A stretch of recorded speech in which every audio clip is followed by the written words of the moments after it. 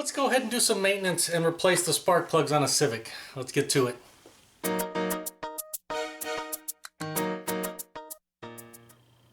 This is what we're working on today, a 2009 Honda Civic LX. This one has a 1.8 liter engine and the vehicle has about 200,000 miles, and we have no idea if the correct spark plugs are in there or when they've been replaced. So we're going to go ahead and replace them, that way we know what's in there. We'll go ahead and pop this plastic cover off to make it a little easier. Sometimes it's kind of a pain. They don't want to cooperate. We just have to pop it up and then pull it this way. Yeah, this one cooperated.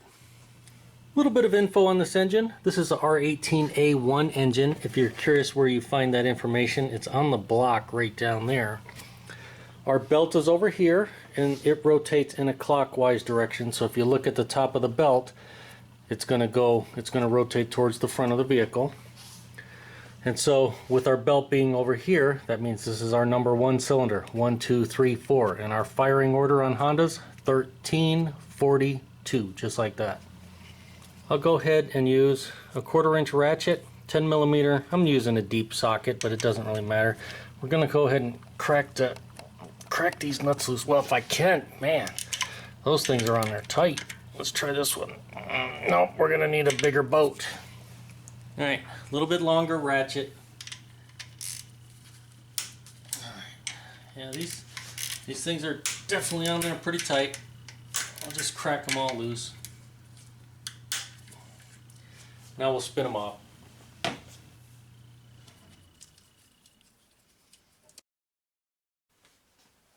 Now we'll pop these up and unplug them. And usually if you pop them up just a hair, then it becomes easier to unplug these things. Just be careful. These little connectors can be easy to break sometimes on certain models. Of course, we want to look at it, make sure we don't see any carbon tracking up the sides or anything like that. Make sure spring, everything looks intact, and we don't want to see a bunch of oil, meaning we have oil down in our spark plug tubes. Now we'll just take a little bit of compressed air, blow it in there, and any garbage that may be sitting around where our spark plug is, we don't want it to drop down in the cylinder, so we'll blow it out of there.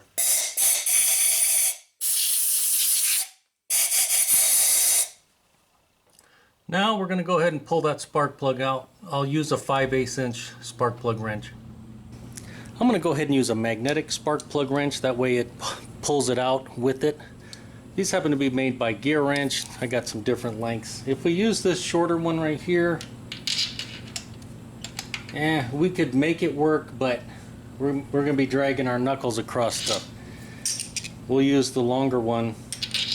These have obviously built-in extensions, so they won't pop off. So we'll use that one. And we'll use a 3/8 inch ratchet. See if we can't break this loose.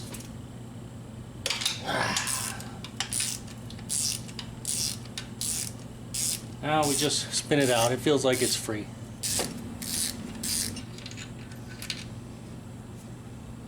And there she is. See if it had the right ones. It looks like it did. Spark plugs are one area where I don't like to use aftermarket. So here's what Honda recommends for NGK or Denso. I pretty much always use NGK on Hondas, and there is our spec for the gap on the spark plug. But as you see, we don't adjust iridium tip plugs. You're probably going to damage it if you do. Now that being said, you can see Honda spec is 0.039 to 0.043. If we go over to NGK, here's the actual plug right there, 5266 or IZFR 6K11S. They say the gap is 0.044. I've never had an issue. I've never had to worry about the gap on NGK plugs. You can verify, where the gap is, but I've never had an issue with them. So we're going to put in the recommended spark plugs from NGK, IZFR 6K11S or 5266. Of course, when you're taking them out, don't drop them. And if it looks like it's been dropped or thrown down the driveway, probably want to take it back. But that's what it should look like if it's good. Whether you want to apply any anti-seize to the threads is a personal preference. NGK says it's not needed. Honda says to do it. I kind of split the difference and I just put a tiny bit on the threads.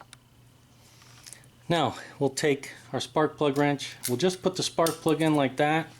That's what's nice about having the magnet. It won't fall off. Now we're going to gently insert it in there and then start it by hand. Okay, now because the threads are clean, I can feel where it bottoms all the way out. So now we're all the way down the bottom of the threads and we're sitting on this little crush gasket right here.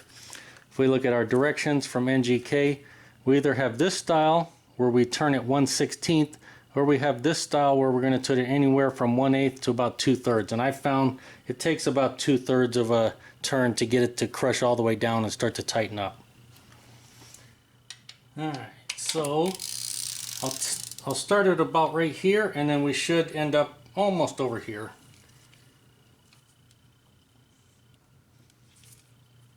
And about right there.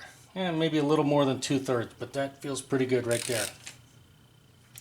Now the other three are exactly the same way, so I'll pop those out, get them replaced, and then we'll get it put back together. And I just popped this coil out. I wanted to show you.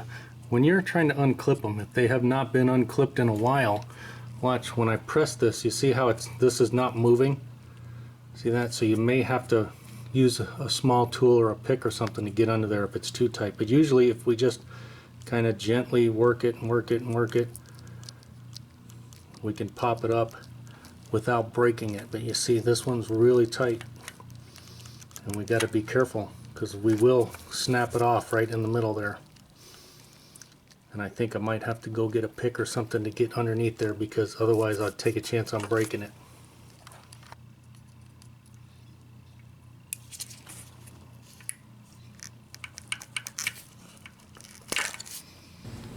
And sometimes these things can be on here tight. That's why I like to use a little bit longer ratchet.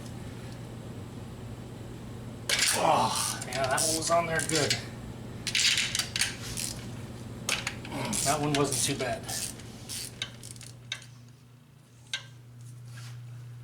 You can use a torque wrench on these. The Honda torque spec is 18 foot-pounds, but I don't trust most 3/8 inch torque wrenches below 20 foot-pounds. So the problem is when you get that low, you can over torque them because the torque wrenches aren't very accurate. I would probably use a 1/4 inch torque wrench with probably an adapter or something if I was going to do that. So we'll just double check them. But yeah, as long as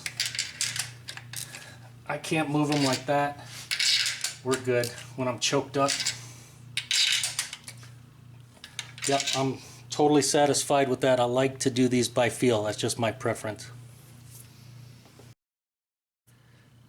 Now when I reinstall the coils, I take a little bit of tune-up dielectric grease like this here and just a little bit right on the end, just like that.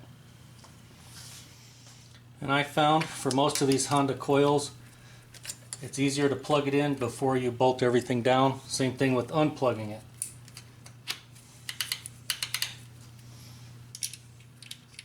Now we'll just get these nuts reinstalled. And these are 8.7 foot-pounds, so all we got to do is get them snugged up.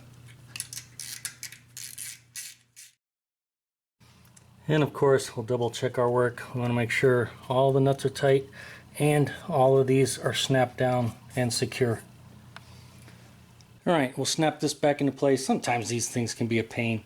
We want to make sure these are up and down like that. And we have to hook these up under here like that. At the same time, trying not to get these caught in the holes right there.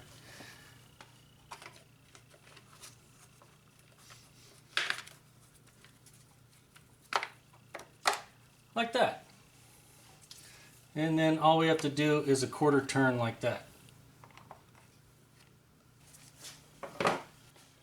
Whether you use anti-seize or a torque wrench or not, that's going to be personal preference, but this is how I do it. And as always, if the video helped you out or you liked it, make sure to give it a thumbs up. Thanks for watching.